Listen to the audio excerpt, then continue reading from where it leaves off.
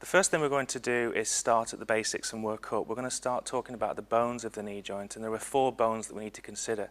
We've got the femur, which is the large bone in the thigh. We've got the patella, which is the kneecap. We've got the tibia, which is the main weight-bearing bone of the leg, lower leg, and we've got the fibula. So we're going to talk about those one at a time in detail.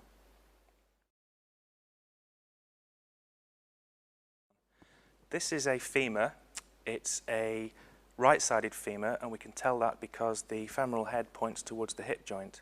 So this is a right-sided femur. The femur is the longest bone in the leg, a very strong bone.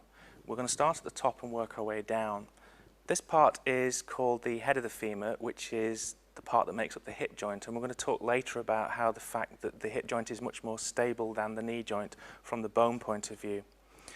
The head of the femur is roughly spherical, and in life it's covered by articular hyaline cartilage, which is a fantastic substance which is like a wet sponge, which allows load to be distributed evenly, and it can regenerate itself to a degree as well. Moving down, we have the femoral neck, which is very important because it very often breaks in the elderly in particular. We have a neck which is made of cancellous bone, which is like the bubbles in a chocolate bar. It's very light, but it's also very strong. This big bump here is called a greater trochanter, and it's big because some big powerful muscles attached to it.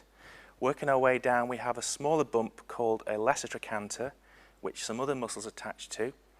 And then working our way down, we're into the shaft of the femur. And if I hold the femur sideways on, you can see that it's actually bent. That's intentional, and that's what a real bone would look like. And it's bent because that's a much stronger shape biomechanically. It takes stress much better. If we could cut this in half, it will be circular, as opposed to the tibia, which we'll see later is triangular in shape. Working our way down the shaft, we see a roughened line at the back called the linea aspera, and then we can see at the bottom of the femur that it fans out into 2 big bumps. The big bumps are called condyles. We have a condyle on the inside called the medial femoral condyle, and we have a condyle on the outside called the lateral femoral condyle. And we have a small bump on top of each condyle, which is called an epicondyle. So there is the lateral epicondyle, and here is the medial epicondyle. We also have a small bump, a roughened area here on the inside of the bottom end of the femur called the adductor tubercle, which we'll show you later on a living model. If you look at the shape of the femoral condyles, they're very important, and we're going to talk more about those later in terms of what they allow the knee to do and how they are suited to their function.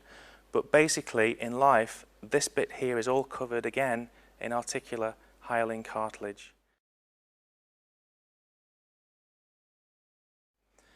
This is a human tibia. It's different from a femur, it's smaller, and in cross-section it's actually triangular. And it's not bent, it's straight. We're going to start at the top and work our way down to the bottom of this bone. Looking at the top of the tibia, we can see that it fans out into what's called a tibial plateau.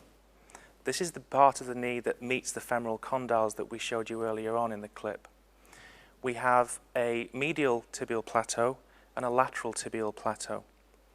And we're going to show you later on what sits on top of these, but for now, we also can see 2 little spikes of bone called tubercles of intercondylar eminence, or tibial spines.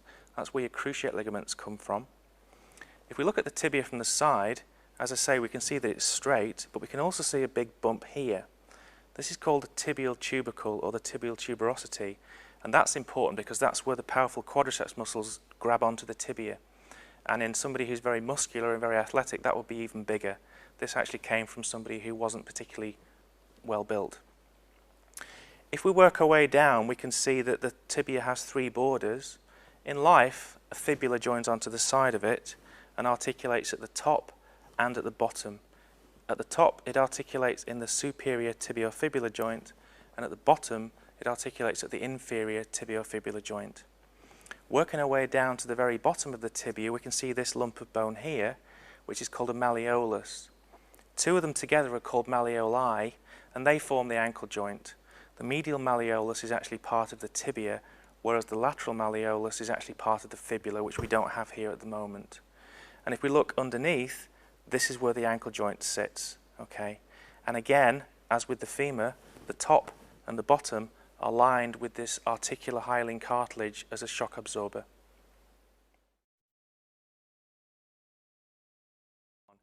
We've now added the fibula onto the tibia. The fibula, as you can see, is a very thin, slender bone which acts really as a brace for the tibia and also muscle attachments as well. A lot of small muscles attached to the fibula.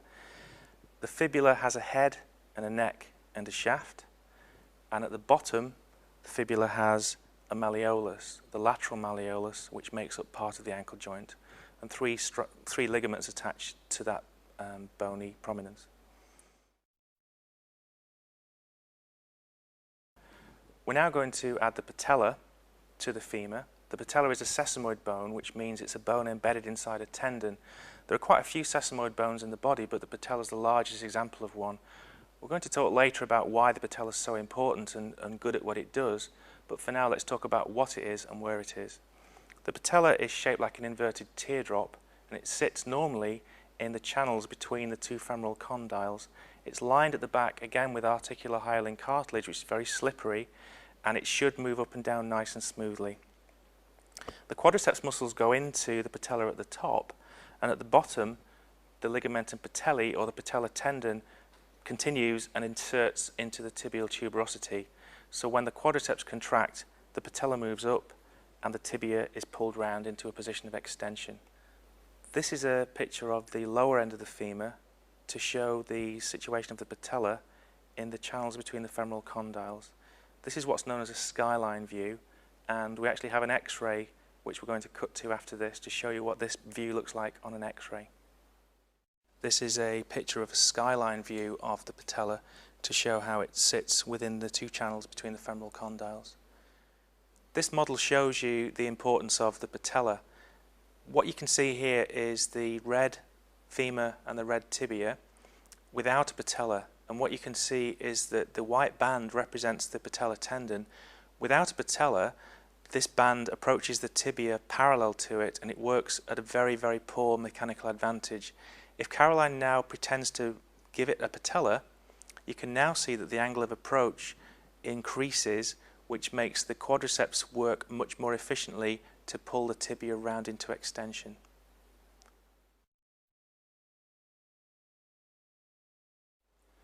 There is one more bone which not everybody has, which is just for interest really. It's called a fabella, and in 10 to 20% of the general public, in the lateral head of the gastrocnemius, there's a tiny sesamoid bone which looks like a pea on an X-ray. Not particularly significant, but it's just nice to know. This is an X-ray of a knee from the lateral side to show you what a fabella looks like, which is arrowed.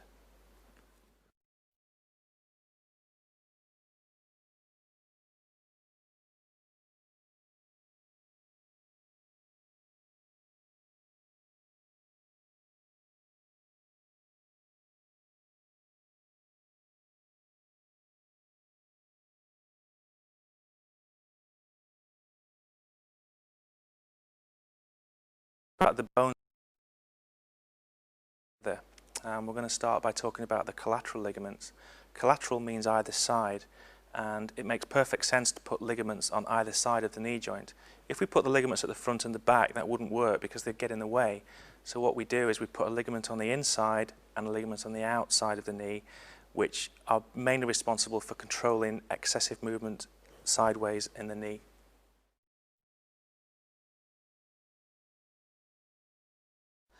This picture shows you the relative sizes and shapes of the lateral and medial collateral ligaments of the knee. Okay, so now we're going to show you the first ligament, which is the lateral collateral ligament. On Caroline's leg, you can see that we've drawn the lateral collateral ligament, and I'll just talk you through what we've drawn. This shows the shape of the lower end of the femur, the femoral condyle, the lateral femoral condyle in this case, and this is the lateral femoral epicondyle. This represents the head of the fibula, and this green band here represents the lateral collateral ligament of the knee.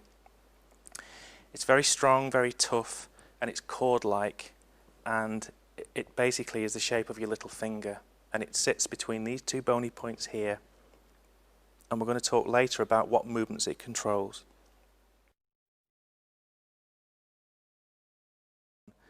This is the medial collateral ligament. We've drawn it in green here. This shows you the medial femoral condyle and the medial femoral epicondyle.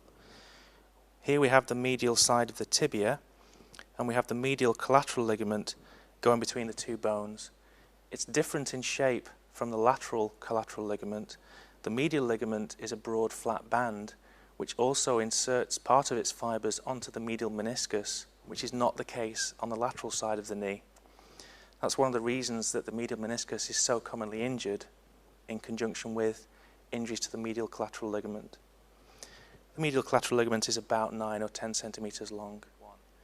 The collateral ligaments at the knee are actually very complex ligaments, but for today what we're going to talk about is one of the most important functions, which is controlling excessive lateral and medial movement of the tibia. Excessive medial movement of the tibia is called varus, and excessive lateral movement of the tibia is called valgus. And therapists need to be able to do tests to see whether these ligaments have been damaged or torn. So I'm going to show you very quickly how to do this now. It's quite common to damage the medial collateral ligament or even to snap it completely.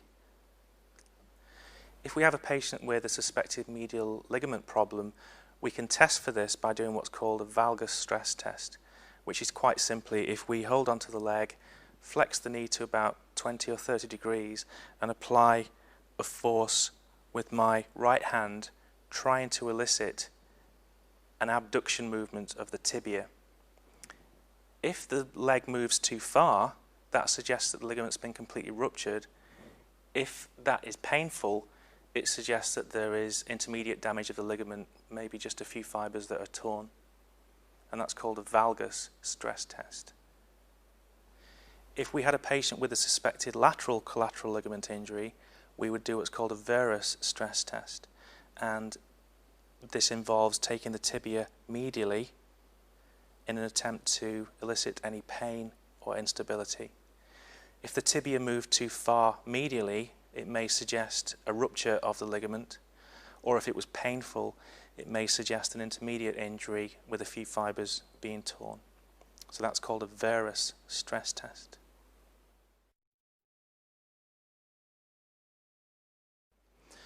We've already shown you the collateral ligaments in the knee, which are very important, which control ab and adduction movements, but the knee needs more than that. It needs stability in an anterior and a posterior direction, and this is what the cruciates do. The cruciate ligaments are extremely complicated and very, very important. The cruciate ligaments, as I've already said, control anterior and posterior movement of the tibia. They also control the locking mechanism of the knee, which we'll talk about later. They control extension and they control flexion. The cruciate ligaments are very important in proprioception, which is the body's satellite navigation system. That means that the knee joint needs to send impulses to the brain all the time, telling it what's happening. The knee joint is inherently, from the bone point of view, unstable, whereas the hip joint is, from the bone point of view, very stable. It's like an egg in an egg cup. If you put the femur on top of the tibia, they don't fit together particularly well. That makes it very important that there are ligaments which act as satellite navigation to allow the body to control movements, to maintain mobility and stability. We can't actually palpate the cruciate ligaments, but to give you an idea about where they are, if I drew a line through Caroline's knee going that way and a line going down that way, where the two lines cross, that will be where the cruciate ligaments are. So they're deeply buried between the femoral condyles. This picture shows you the anterior and posterior cruciate ligaments in situ in a knee joint. This is a magnetic resonance image scan of an anterior cruciate ligament, which is arrowed in both cases, and you can see how deeply seated within the knee joint it is. We're going to show you how to test to see if somebody's snapped their anterior or the posterior cruciate ligaments. And if we now go down to Caroline's knee, we can show you the movements that we're trying to achieve. This green arrow represents the movements that will be excessive if she'd ruptured her anterior and her posterior cruciate ligament. If she's ruptured her anterior cruciate ligament, there will be too much movement forwards of the tibia on the femur. If she's ruptured a posterior cruciate ligament, there will be too much movement backwards of the tibia on the femur. And these are called anterior and posterior draw tests, which I'm now going to show you.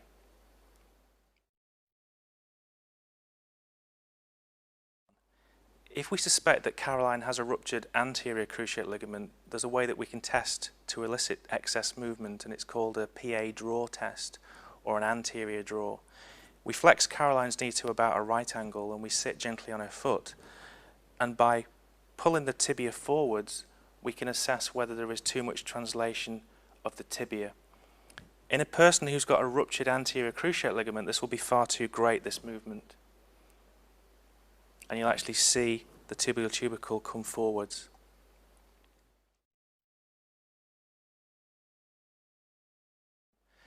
If we suspect that Caroline has ruptured her posterior cruciate ligament, we can do a test to see if there's excessive movement of the tibia.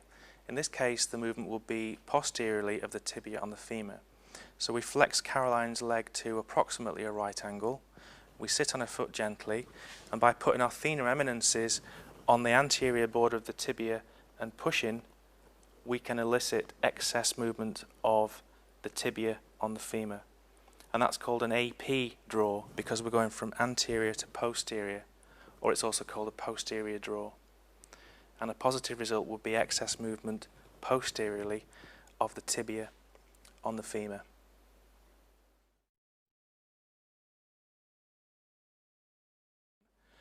We're now going to talk about the muscles on the front of the thigh, which are the quadriceps. Quad means four and ceps means head.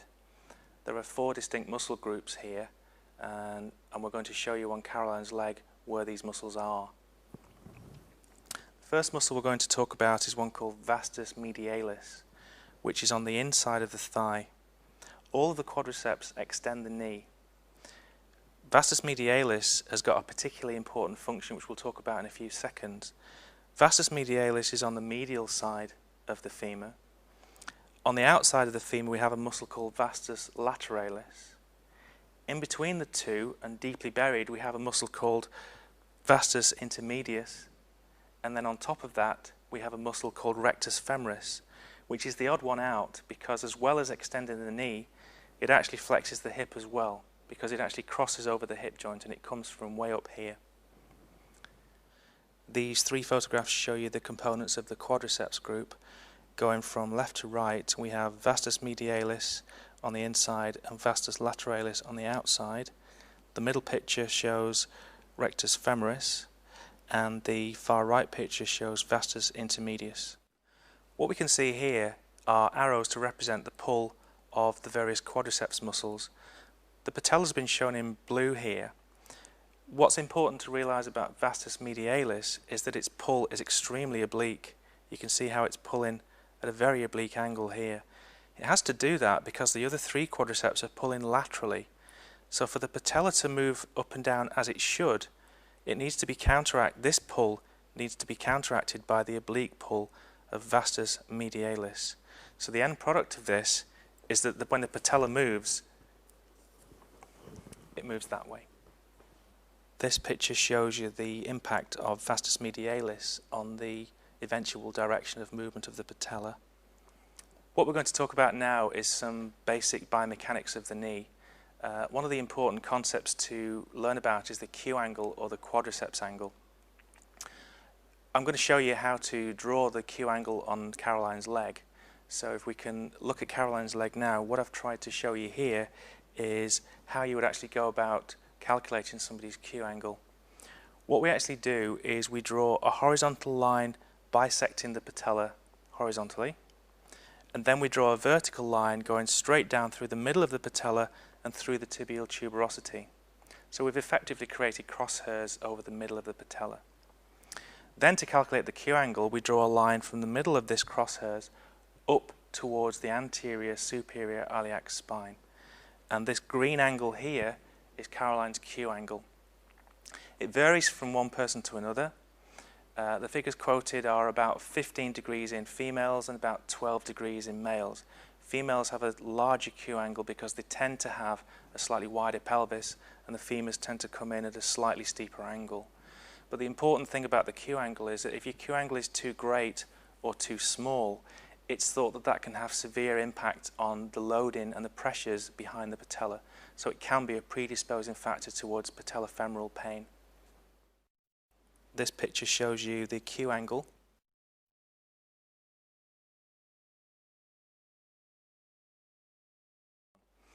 Now that we've talked a little bit about the quadriceps, we're going to talk about the hamstrings. These are at the back of the leg, and there are 3 of them on each side. The hamstrings have got quite complex functions. They span more than one joint, so because of that, they get injured quite commonly. Muscles that go across 2 joints have a hard job to perform, and they do tend to cop it with injuries. The first hamstring we're going to talk about is one called biceps femoris. Biceps means 2 heads, and femoris means on the leg. So on Caroline's leg, we're going to show you now where biceps femoris actually comes from and what it does. All of the hamstrings come from the ischial tuberosity, which is the bony prominence that you sit on. Biceps femoris has actually got 2 heads. It's got a long head and a short head, which comes from the shaft of the femur. The 2 heads join together, pass down the lateral side of the thigh, cross the knee joint, and they actually go to the head of the fibula. And an easy way to find biceps femoris is if I say to Caroline, can you bend your knee and can you pull against me as hard as you can actually trace the tendon all the way down to the head of the fibula. So if we just stop and think for a moment about what these hamstrings may do, any muscle which is at the back of the hip will extend the hip. So Caroline, if you can lift your leg off the bed, all the hamstrings do that movement, okay, and down. Because the hamstrings go across the back of the knee, they all flex the knee. So again, if you can bend your knee for me. And there's one more function which quite often students forget. Because biceps femoris goes to the outside of the leg, it's like pulling the reins on a horse. It will actually rotate the leg laterally as well. The other 2 hamstrings that we need to think about are called semimembranosus and semitendinosus. Like biceps femoris, they all come from the ischial tuberosity, but these 2 muscles stay close together and pass down the medial side of the back of the thigh. So I'm going to show you on Caroline exactly where these muscles are now. The ischial tuberosity, as we've already said, is the bony prominence that we sit on where all the hamstrings come from. Semitendinosus and semimembranosus pass down the medial side of the back of the thigh and they cross the knee joint. Because they are at the back of the thigh, all of the hamstrings will extend the hip. So Caroline, if you can lift your leg up and down. Because semimembranosus and semitendinosus cross the back of the knee joint, they will also flex the knee. Caroline, if you can bend your knee and down. And one more thing, like biceps femoris will laterally rotate, because these are the 2 hamstrings pass to the inside of the tibia, the medial aspect of the tibia, they will turn the foot in. So they will internally rotate the tibia on the femur. These 3 pictures show you the positions of the hamstring muscles. Going from left to right, we have the biceps femoris. In the middle, we have semitendinosus. And on the far right, we have semimembranosus.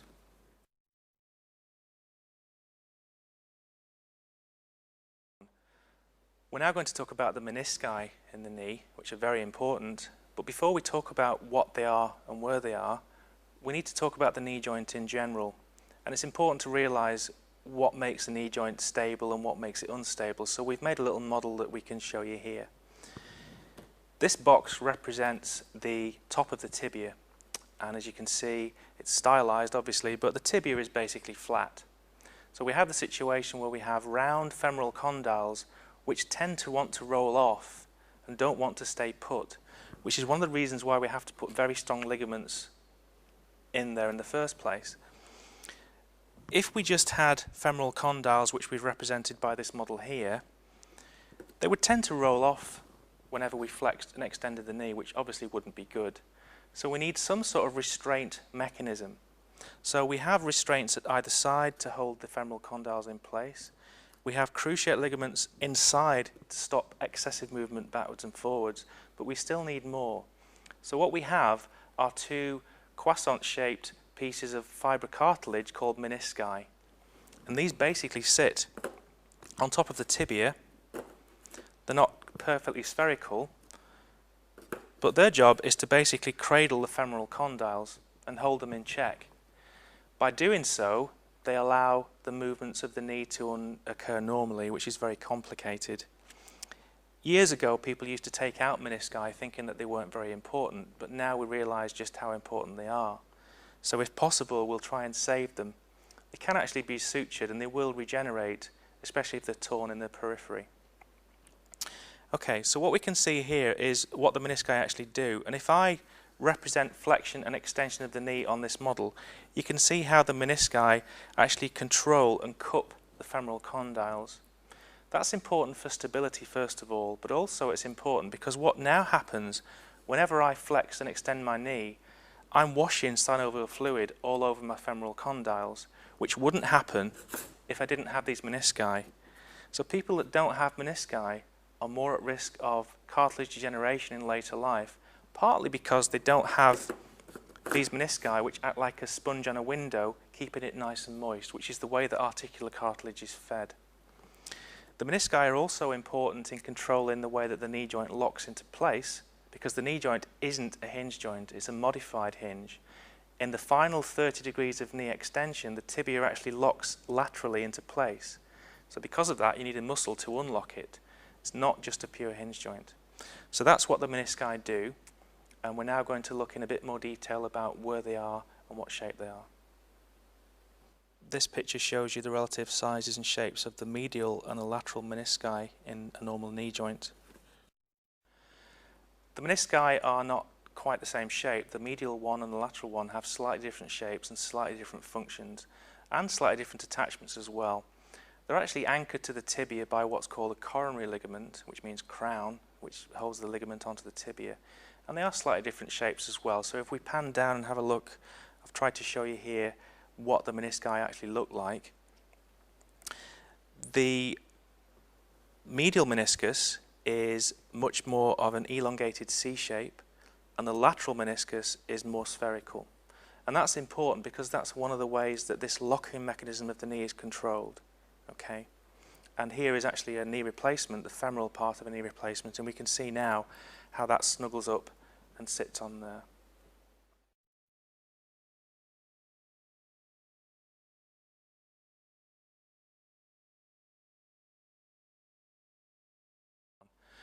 We're going to talk about the movements of the knee now, and the knee joint moves in two distinct planes. The first movement is flexion and extension. So Caroline, if you could bend your knee for me. And that's normally limited by soft tissue approximation between the gastrocnemius and the hamstrings. We can probably push that a little bit further by giving it overpressure, but most people have about 150, 160 degrees of knee flexion. If you then straighten your knee out for us, Caroline, and that position is called neutral or zero. It's not unusual to have a few degrees of hyperextension as well. It's important that you think about the position that the model's in when a person's flexing the knee. For example, if Caroline now tries to flex her knee when she's in prone lying, she can't flex the knee as much. The reason is that rectus femoris is now being stretched across both the hip joints and the knee joints. So you can see she can't get much beyond 100, 110 degrees of knee flexion.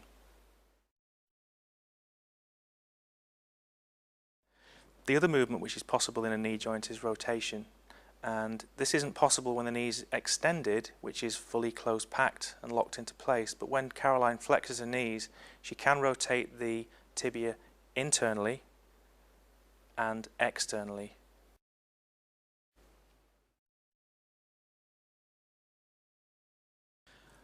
Okay, Caroline's kindly let us paint on her leg just to show you the quadriceps and sartorius.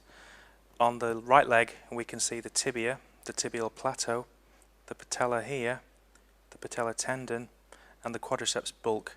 We have vastus medialis here, which pulls obliquely, vastus lateralis, which is on the outside, and then we have rectus femoris here, and underneath that, but invisible, would be vastus intermedius. On the left leg we've drawn sartorius, which is the longest muscle in the body, and the job of sartorius is to flex the hip, externally rotate the hip, abduct the hip, and also flex the knee. And the way to think of that is it's like trying to look at the sole of your own foot. So Caroline, if you could show us that movement. And that's sartorius in action.